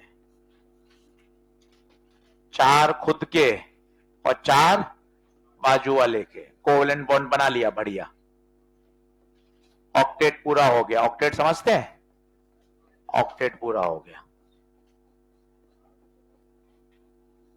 ये देखो, 4 तो इसके खुद के, 1 2 3 4, ये 4 खुद के, और बाजू वाले 4 सिलिकॉन से और बना लिया, 1 2 3 4। देखो इसका ऑक्टेट पूरा हो गया, मस्त। इसी तरह से ये पूरा क्रिस्टलाइन स्ट्रक्चर बन जाता है। बनाना बहुत ध्यान से नहीं है, बस एक बार ड्रॉ कर लीजिए, जैसा बन जाए। कोई बनाने को नहीं आएगा, रंग भरो प्रतियोगिता नहीं आएगी।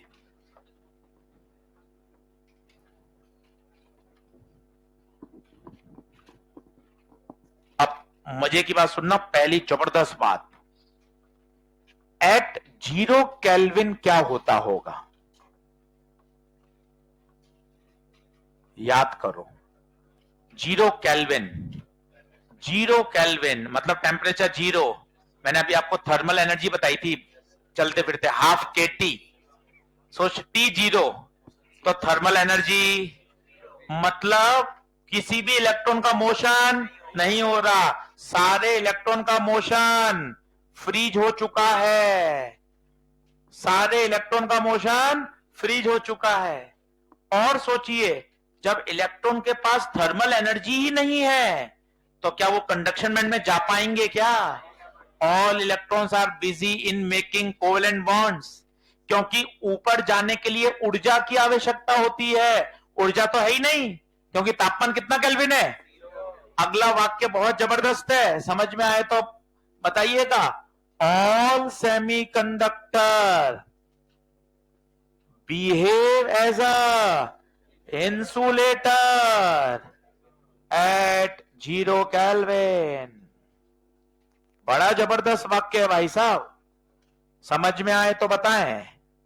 All semiconductor behave as a insulator. अगर इसका एनर्जी बैंड डायग्राम बनाए तो और शानदार बनेगा। ये कंडक्शन बैंड, और बताओ कंडक्शन बैंड एम्प्टी होगा या भरा हुआ होगा? एम्प्टी। कारण बताओ क्यों? क्योंकि यार इलेक्ट्रॉन को कूदने के लिए ऊर्जा चाहिए, ऊर्जा तो है ही नहीं, सभी इलेक्ट्रॉन का तो मोशन फ्रीज है। सारे इलेक्ट्रॉन कहां पाए जाएंगे? वैलेंस में, वैलेंस बैंड में।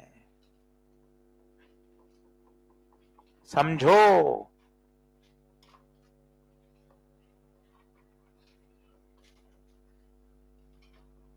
रुकता हूं यहां पर, जो कोई जल्दबाजी नहीं है। ये फोटो बनाई है मैंने किस पर?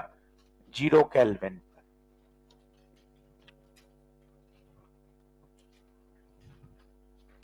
बताओ क्या बात ऊपर से बाउंस जा रही है? 0 केल्विन पर कोई थर्मल एनर्जी इलेक्ट्रॉन के पास है ही नहीं, तो इलेक्ट्रॉन के पास कुछ ऊर्जा ही नहीं है, तो वो जंप करके कंडक्शन बैंड में पहुंचेगा कैसे? इसलिए कोई इलेक्ट्रॉन का मोशन हो ही नहीं रहा, सारे इलेक्ट्रॉन्स बॉन्डिंग बनाने में ही व्यस्त हैं, कोई भी इलेक्ट्रॉन फ्री नहीं है। तो कंडक्शन बैंड एम्प्टी या भरा हुआ? एम्प्टी। एम्प्टी या खाली? हाँ हाँ।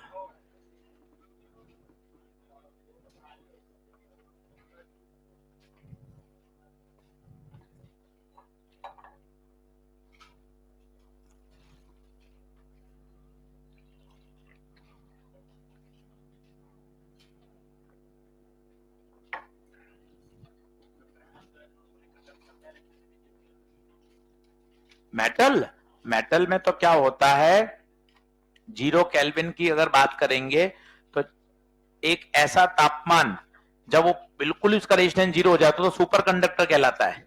पर 0 केल्विन पर भी कुछ इतने इलेक्ट्रॉन है कि वो कहां है? फ्री है, क्योंकि उसमें वैलेंस बैंड और कंडक्शन बैंड में कूदना ही नहीं है, ओवरलैप है। सही बात है।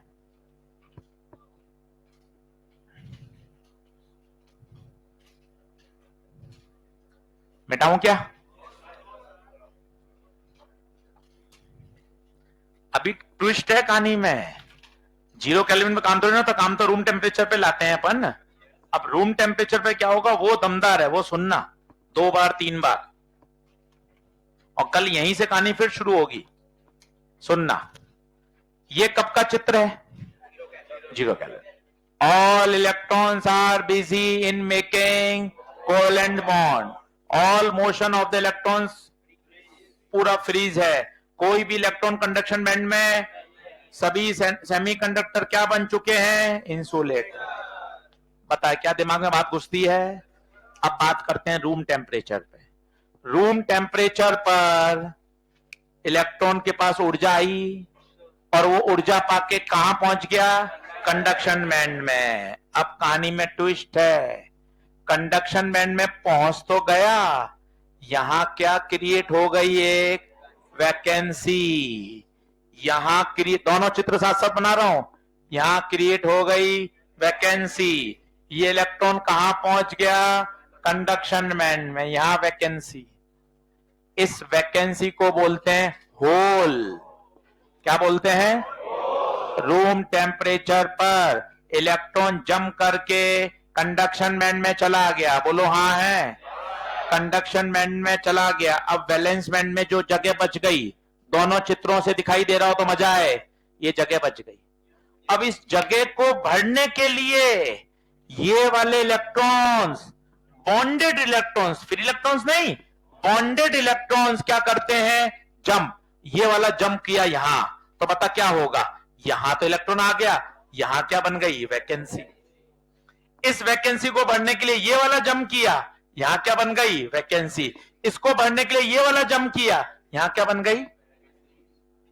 तो पता है यहां 2 तरह के चार्ज कैरियर हैं। एक तो है फ्री इलेक्ट्रॉन्स जो कंडक्शन बैंड में पहुंच चुके हैं, और एक होल्स। होल चार्ज कैरियर कैसे हैं वो समझना, मजा आएगा आपको। होल्स को भरने के लिए बॉन्डेड इलेक्ट्रॉन्स को इधर से उधर ट्रांजिशन करना पड़ रहा है, और इलेक्ट्रॉन जब इधर से उधर जाते हैं तो करंट फ्लो करती है, परंतु दोनों करंट का कारण अलग है। ये वाली करंट है due to motion of free electrons, और ये करंट है due to movement of hole. और होल कुछ नहीं है, होल तो क्या है? वैकेंसी। उस वैकेंसी को भरने के लिए इलेक्ट्रॉन्स का मोशन हो रहा है। कौन से इलेक्ट्रॉन्स का? बॉन्डेड इलेक्ट्रॉन्स का। होल पाए जाते हैं वैलेंस बैंड में, फ्री इलेक्ट्रॉन्स कंडक्शन बैंड में। इस होल को भरने के लिए यही वाले इलेक्ट्रॉन इधर उधर हो रहे हैं, यहां से इधर, यहां से इधर, तो क्या फ्लो हो रही है? करंट। उस करंट को कहते हैं करंट ड्यू टू होल्स, इसे बोलते हैं current due to electrons. Sir hole खाली जगह कैसे मूव कर रही है? एक कहानी सुनाता हूं आपको, मन खुश हो जाएगा। ऑडिटोरियम है बड़ा भरा हुआ, लास्ट बेंच पे एक सीट खाली है। बच्चा आया, या तो सीधा वहां चला जाए, या एक तरीका और हो सकता है, मैं आपको बोल दूं अरे भाई अपना फर्स्ट रैंकर है यार, अच्छा बच्चा है, शिफ्ट हो जाओ एक एक एक एक, तो सेकंड लास्ट वाला पीछे शिफ्ट होगा, उसके अलावा उधर शिफ्ट होगा। आप सिर्फ कुर्सी पे फोकस करना, बच्चे पे मत करना। बताओ खाली कुर्सी कहां आती जाएगी? आगे। कुर्सी मूव नहीं हो रही है, पर आपको ऐसा फील होगा, देखना, समझ लो मैं क्या कह रहा हूं। लास्ट में खाली थी, उससे आगे बच्चा शिफ्ट हुआ, कहां चला गया? पीछे। खाली जगह कहां आ गई? Second last. फिर उससे पहले वाला बच्चा पीछे चला गया, जगह वहां आ गई, फिर बच्चा पीछे चला गया। कैमरा लगा दूं मैं सिर्फ कुर्सी पर, ऐसा लगेगा कुर्सी कहां आ रही है? आगे, जबकि कुर्सी आगे नहीं आ रही है। मूवमेंट तो अभी भी बच्चों का ही हो रहा है। एक तो होता बच्चा आया सीधा वहां चला जाता, फिर इलेक्ट्रॉन्स का मूवमेंट। एक मूवमेंट क्या है? कुर्सी आगे से आगे, आगे से आगे आ रही है। कुर्सी आगे से आगे क्यों आ रही है? बच्चा ही तो मूव कर रहा है, बच्चा ही तो मूव कर रहा है। ये देख, इस होल को भरने के लिए एक इलेक्ट्रॉन यहां कूदा, वहां होल चला गया, इस होल को भरने के लिए यहां चला गया। करंट होल के कारण नहीं है, करंट तो अभी भी मूवमेंट ऑफ बॉन्डेड इलेक्ट्रॉन्स के कारण है। पर्दे के पीछे तो अभी भी उस करंट के पीछे कारण क्या है? Movement of bonded electrons. क्या आपको समझ में आ रहा है? दो बातें हो रही हैं। फ्री इलेक्ट्रॉन तो कहां चला गया? कंडक्शन में, tata bye bye, see you, लाला, देखो चला गया, खत्म। परंतु जो यहां जगह रह गई, इस जगह को भरने के लिए ही इधर से उधर, इधर से उधर, इधर से उधर मूवमेंट हो रहा है। और जो इधर उधर मूवमेंट हो रहा है उसके कारण क्या फ्लो करेगी? करंट। उसे बोलते हैं current due to flow of holes, उसे बोलते हैं current due to flow of free electrons. क्या बात सही है? अच्छी बात है, कल यही समझाऊंगा वापस। इसके पास कुछ है तो देख लो। ये देखो, ये देखो, यहां पर क्या क्रिएट हो गई? एक वैकेंसी, होल, इलेक्ट्रॉन वैकेंसी। ये देख वैकेंसी। फिर इस वैकेंसी को भरने के लिए देख, ये वाला इलेक्ट्रॉन गया टक ऊपर और ये सीट इधर आ गई। तुझे लग रहा है होल इधर आया, होल कैसे आ सकता है? वही कुर्सी वाली बात हो गई। क्या कुर्सी आगे आ रही है क्या? बच्चा ही तो शिफ्ट हो रहा है। तुझे लग रहा है कि कुर्सी जो खाली जगह पीछे थी, अगर मैं कैमरा कुर्सी पे लगा दूं, तक कुर्सी आगे आगे आगे, अंत पे देखिएगा कुर्सी कहां खाली बच गई? सबसे आगे। क्या बात समझ रहे हो? ये देख, इलेक्ट्रॉन गया ऐसे, ये देख इलेक्ट्रॉन का मूवमेंट, ये ऊपर और ये होल आ गया इधर, और इस होल को इधर उधर मूव करता रहेगा। कौन मूवमेंट करना पड़ेगा? बॉन्डेड इलेक्ट्रॉन्स का। सर्किट में क्या फ्लो होने लग जाएगी? करंट। कितने चार्ज कैरियर हो गए? कौन कौन? इलेक्ट्रॉन्स जो ऊपर बैठा है और इधर होल्स। ये फोटो देखो, ये तो और जबरदस्त फोटो बनाना। 0 केल्विन पर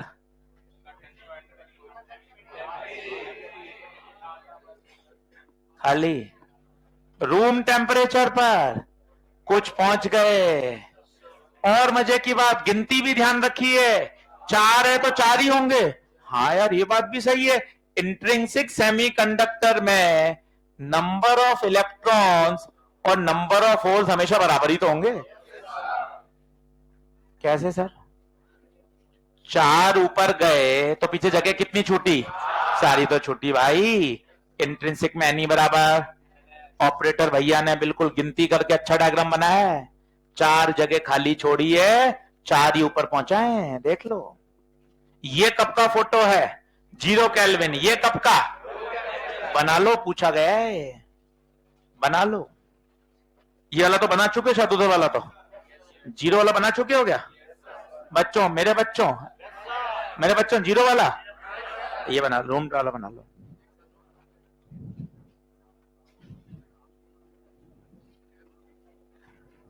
ने प्यारे हो ना, मतलब बहुत बहुत पुचकार के पढ़ाना पड़ता है। पुचकार के पढ़ाया आपको, देखो इलेक्ट्रो से पुचकार के पढ़ा रहे। पूरी 12वीं पढ़ा दी आपको खड़े खड़े के। देख भाई, पूरी तैयारी हो गई। 5 मई को भी मैं ही दे आऊंगा। हाँ, रूम टेम्परेचर ही तो है।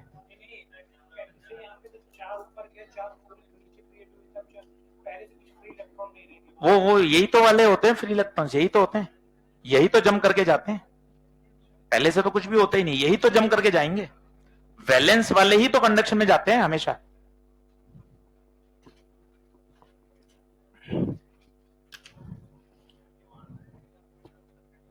सर ये एनी बराबर NH ऊपर से गया sir.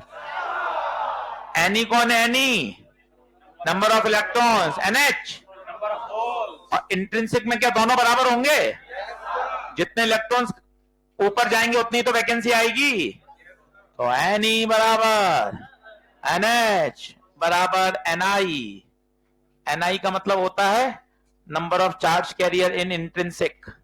Ni number of electrons या फ्री इलेक्ट्रॉन्स डेंसिटी।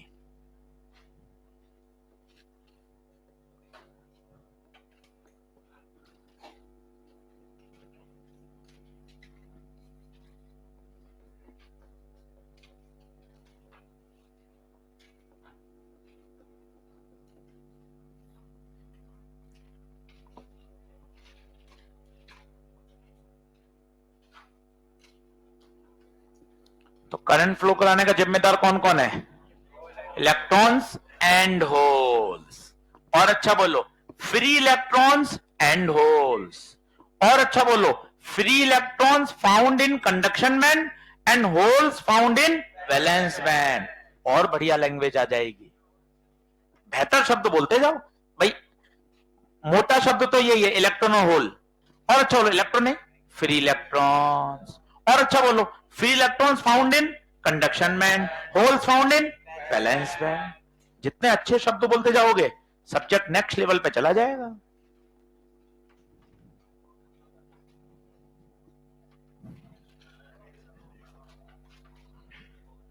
देखो आप, कौन सा बिंदु ऊपर से जा रहा है बोलना। होल्स आर इमेजिनरी, खाली जगह है वो तो, कोई चार्ज के थोड़ी ना है। उस खाली जगह को भरने के लिए बॉन्डेड इलेक्ट्रॉन्स को ही तो मूव करना पड़ता है। कुर्सी अपने आप आगे नहीं आ रही ऑडिटोरियम में, उस कुर्सी को आगे आगे आगे लाने के लिए किसको मूव करना पड़ रहा है, बच्चे को। Imaginary charge.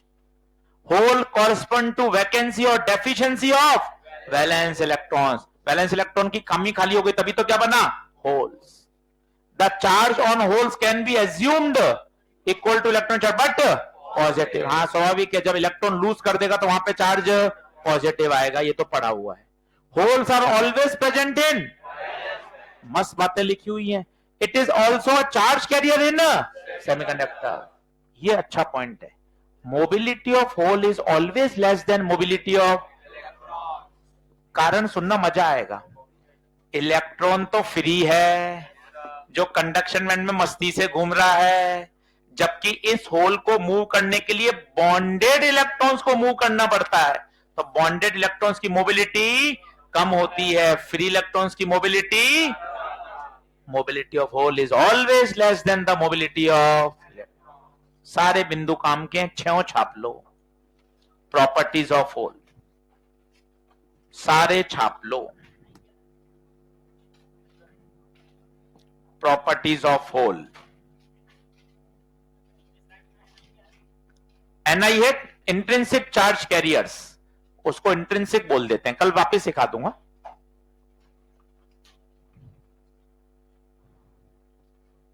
लिख लो, फोटो घर जाके नहीं देखी जाएगी, अभी लिख लो। सारे बिंदु लिख लो, 6 के 6।